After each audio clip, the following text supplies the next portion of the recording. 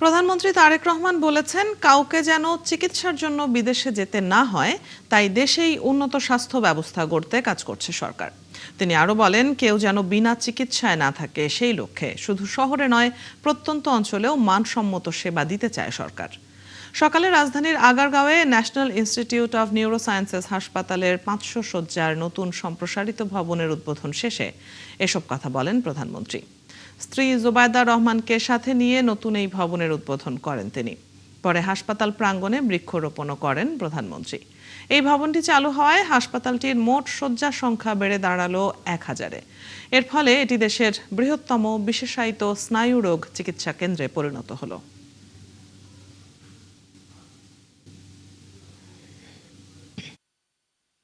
দরিদ্র জনগোষ্ঠী এবং প্রান্তিক মানুষের কাছে সাশ্রয়ী ও মানসম্মত চিকিৎসা পৌঁছে দেওয়ার লক্ষ্যে বর্তমান সরকার বিভিন্ন পদক্ষেপ গ্রহণ করছে। প্রত্যন্ত অঞ্চলের একজন রোগী যাতে যে কোনো চিকিৎসার জন্য প্রচুর অর্থ ব্যয় করে রাজধানীতে আসতে না হয়, শিশু স্বাস্থ্যের প্রতিও সরকার বিশেষভাবে নজর দিয়েছে। এরই অংশ হিসাবে খুলনা, বরিশাল, রংপুর ও রাজশাহী বিভাগ এবং কুমিল্লা জেলায় একটি করে 200 শয্যা বিশিষ্ট বিশেষায়িত শিশু হাসপাতাল চালু করার কাজ শুরু করেছে। আজকের গণতান্ত্রিক বাংলাদেশ গড়ার মূল কারিগরি বেগম খালেদা জিয়া বলে মন্তব্য করেছেন স্থানীয় সরকার মন্ত্রী মির্জা ফখরুল ইসলাম আলমগীর। সকালে সাবেক প্রধানমন্ত্রী বেগম খালেদা জিয়ার 82তম জন্মবার্ষিকীতে নয়াপল্টনের বিএনপি কার্যালয়ে এক দোয়া মাহফিলে তিনি একথা বলেন। এ সময় বিএনপির 31 দফা বাস্তবায়নে প্রধানমন্ত্রী তারেক রহমানকে সাহায্য করার আহ্বানও জানান মির্জা ফখরুল ইসলাম আলমগীর। একই আয়োজনে অর্থমন্ত্রী আমির খসরু মাহমুদ চৌধুরী বলেন, বেগম খালেদা জিয়ার দৃঢ়তার জন্যই আজ মাথা উঁচু করে দাঁড়িয়ে আছে বাংলাদেশ। তারেক রহমানের হাতকে শক্ত করে সকল প্রতিশ্রুতি বাস্তবায়নের মধ্য দিয়ে খালেদা জিয়ার ত্যাগের মহিমা রক্ষা পাবে বলেও মন্তব্য করেন আমির খসরু। দোয়া মাহফিলে প্রধানমন্ত্রীর রাজনৈতিক উপদেষ্টা রুহুল কবির রিজভী, স্থায়ী কমিটির সদস্য মঈন খান, গয়েশ্বর চন্দ্র রায় সহ বিএনপির শীর্ষ নেতারা অংশ নেন। এছাড়াও আজ সারা দেশে মিলাদ ও দোয়া মোনাজাত পালন করছে বিএনপি। কথা বলার অধিকার হরণ হয়েছে, সর্বোপরি নাগরিক স্বাধীনতা হরণ হয়েছে। তার জীবদ্দশায় দেশনেত্রী বেগম খালেদা জিয়া যখনই এই হরণের মুখে দেশের সামগ্রিক অধিকার হরণ হয়েছে, তখনই তিনি রুখে দাঁড়িয়েছেন, অমিত বিক্রমে তিনি দাঁড়িয়েছেন জনগণের কাতারে, জনগণের সম্মুখে। আজকে বিএনপি যা একটা গণতান্ত্রিক দেশ, গণতান্ত্রিক দল, এবং যে দীর্ঘ সংগ্রাম লড়াই করে বিএনপি একটা সত্যিকারের একটা রাজনৈতিক দলে পরিণত হয়েছে, তার মূল কারিগর কিন্তু এই দেশের বেগম খালেদা জিয়া। দীর্ঘদিন সংগ্রাম, লড়াই, নিজের প্রশ্নে আপোষ না করা, দলকে ধারণ করা এবং নেতা কর্মীদেরকে স্বীকৃতি দেওয়া, এই মহান নেত্রী আমাদের মাঝে আজকে নেই। 26-এর নির্বাচনের পর পুরনো বন্ধুকে নতুনভাবে দেখছে বিএনপি। দলটির নেতারা বলছেন, জামায়াত নেতৃত্বাধীন বিরোধী জোট রাজপথে নয়, সক্রিয় হোক সংসদে। তারা জানান, বিরোধীদের মোকাবেলায় কর্মসূচি দিতে চায় না বিএনপি। একজন বিশ্লেষক বলছেন, বিরোধীদের আগেভাগেই রাজপথে নামা ঠিক হয়নি, আর সরকারি দলেরও এ নিয়ে চুপ থাকাই মঙ্গল। মাহিলা ইসলামের প্রতিবেদন।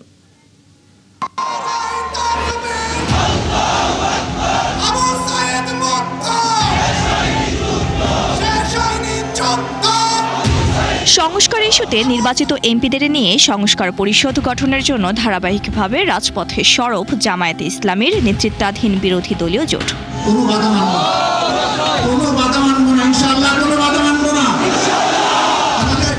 এজন্য সেপ্টেম্বর মাসে দেশের এক প্রান্ত থেকে আরেক প্রান্তে লং মার্চের কর্মসূচিও দিয়েছে তারা।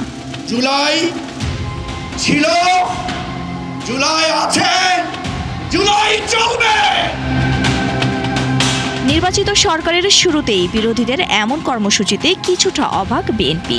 এ যেন জামায়াতকে নতুনভাবে দেখা দলটির। আমাদের বিরুদ্ধে খুব বড় অভিযোগ যে তাদের গাড়িতে দেশের পতাকা তুলে দিছি আমরা। এই অভিযোগ তো আছে আমাদের বিরুদ্ধে। এবং 2018 সালে নির্বাচনে তারা ধানের শীষ প্রতীক নিয়ে নির্বাচনও করেছে। তা আমাদের সঙ্গে তো তাদের ওই ধরনের সাংগঠনিক একটা সখ্যতা তো ছিলই সবসময় আর কি। সরকারি দলের অন্যতম নীতি নির্ধারক ও প্রধানমন্ত্রীর রাজনৈতিক উপদেষ্টা নজরুল ইসলাম খান বলছেন, জামায়াতের রাজপথে আন্দোলনের কোনো মানেই নেই। এর আগে যত সরকারের বিরুদ্ধে আন্দোলন এত দ্রুত পদযাত্রা, রেলযাত্রা এগুলো শুরু হয় নাই, কিন্তু তারা শুরু করে দিচ্ছে, মনে করতেছে যে বিএনপি সরকার খুব দুর্বল, এটা করলেই বোধহয় সরকারকে ফেলে দেওয়া যাবে আর কি। আমি সরি যে তারা বোধহয় ভুল করতেছে আর কি। সম্প্রতি সংস্কার ইস্যুর সাথে সাথে দ্রব্যমূল্যের ঊর্ধ্বগতি, গ্যাস, বিদ্যুৎ সংকট নিয়েও কর্মসূচি পালন করেছে জামায়াত জোট।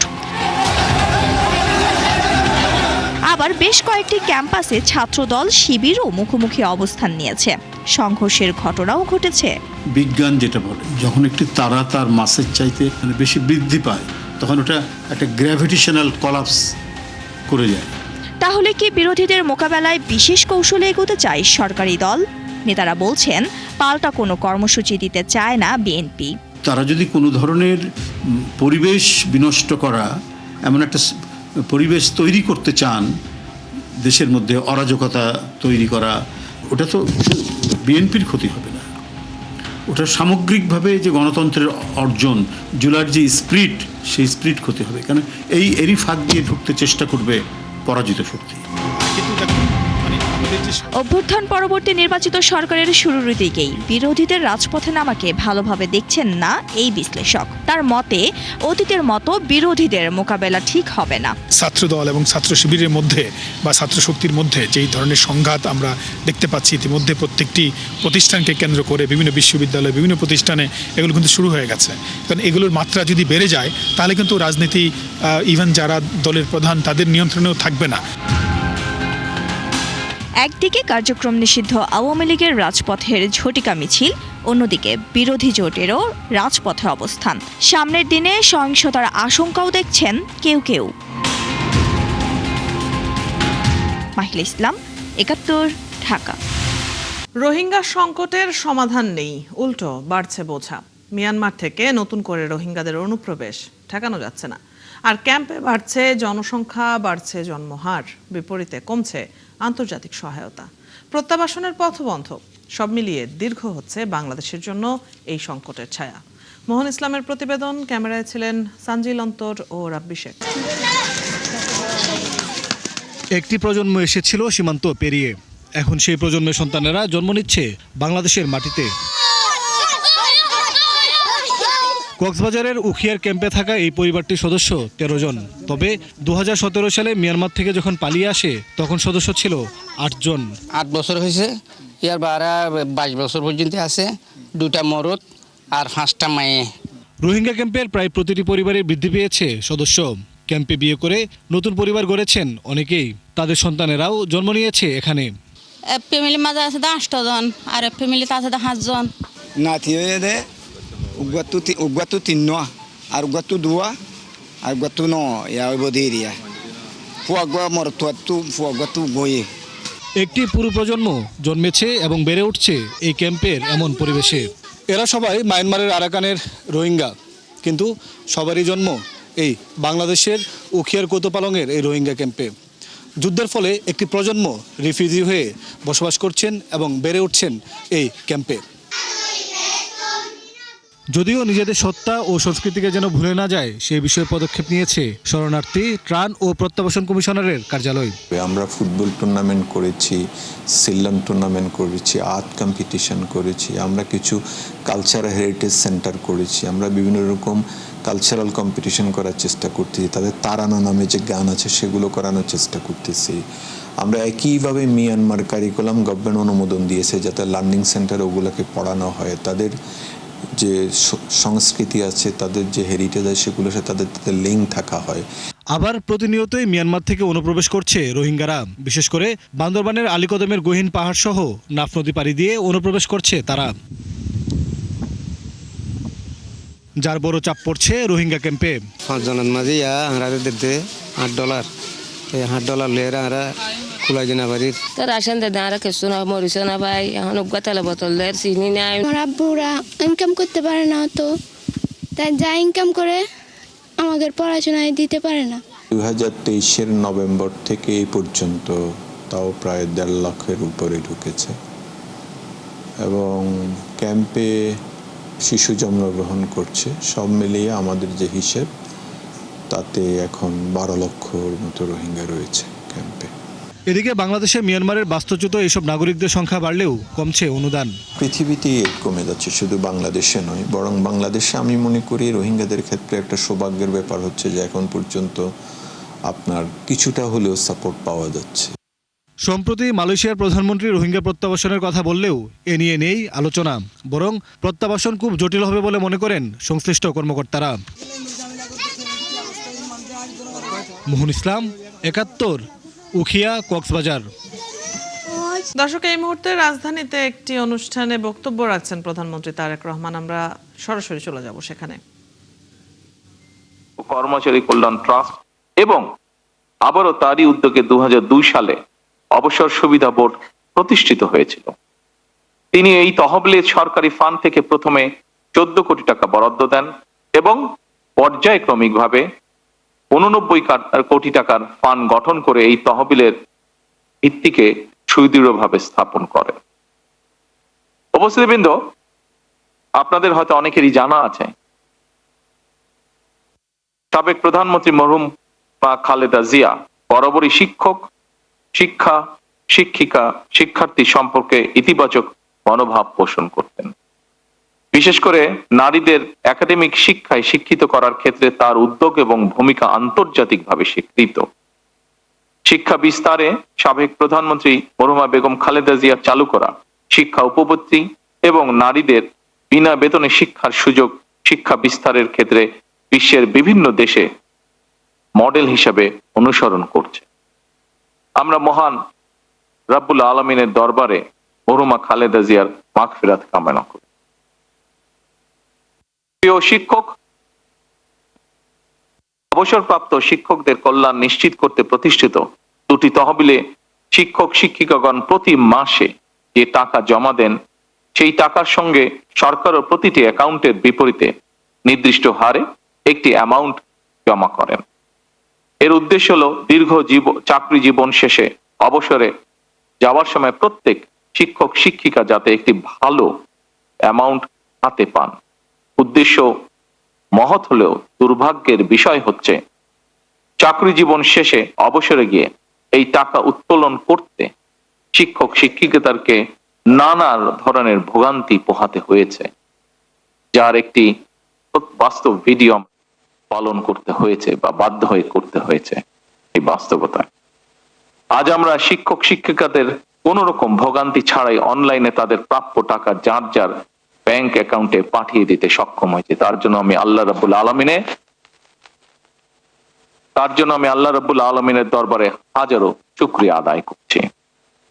শিক্ষক সমাজ যারা নীতি নৈতিকতা আর আদর্শের বাণী শিখে লাখো কোটি শিক্ষার্থীদের বড় করে তুলেন, তাদেরকেই যদি ঘুষ দিয়ে টাকা তুলতে হয় কিংবা অফিসে ঘুরে ভোগান্তি পোহাতে হয়, আমি মনে করি সেটি শুধু শিক্ষকদের হয়রানি নয়, বরং জাতি হিসাবে আমাদের হীনতাই প্রকাশ পায়। সম্মানিত উপস্থিতিবৃন্দ, অবসরকালীন সুবিধার টাকা আজ অবসরপ্রাপ্ত শিক্ষক শিক্ষিকাদের অ্যাকাউন্টে যত সহজে পৌঁছে দেওয়া হয়েছে, এই পুরো প্রক্রিয়াটি সম্পূর্ণ করার কাজটি কিন্তু অতটা সহজ ছিল না। কারণ পতিত পরাজিত বিতাড়িত ফ্যাসিবাদী সরকার কিভাবে ব্যাংক, বীমা সহ প্রতিটি সেক্টর থেকে লুটপাট করেছিল, সেই লুটপাটের কবল থেকে অবসরপ্রাপ্ত শিক্ষকদের স্বার্থ রক্ষায় গঠিত উল্লেখিত দুটি তহবিলও রেহাই পায়নি। জাল ইন্ডেক্স তৈরি, লুটপাটের সুযোগ তৈরি করতে শিক্ষকদের কল্যাণ তহবিল থেকে অর্থ দুর্বল ব্যাংকে সরিয়ে নেওয়া এবং প্রযুক্তিগত অবকাঠামোকে ধ্বংস করার মাধ্যমে এই তহবিল দুটিকে প্রায় দেউলিয়া করে ফেলা হয়েছিল। ফলে যে শিক্ষকগণ সারা জীবন শিক্ষার আলো ছড়াতে নিজেদের জীবনের সোনালী সময় পার করে দিয়েছেন, জীবনের এই প্রান্তে এসে তাদের চরম আর্থিক অনিশ্চয়তার মুখোমুখি হতে হয়েছে। ফ্যাসিবাদী চক্রের লুটপাটের কারণে অবসরপ্রাপ্ত শিক্ষক শিক্ষিকাগণ 2022 সাল থেকে এই তহবিল হতে কোনো টাকাই পাচ্ছিলেন না।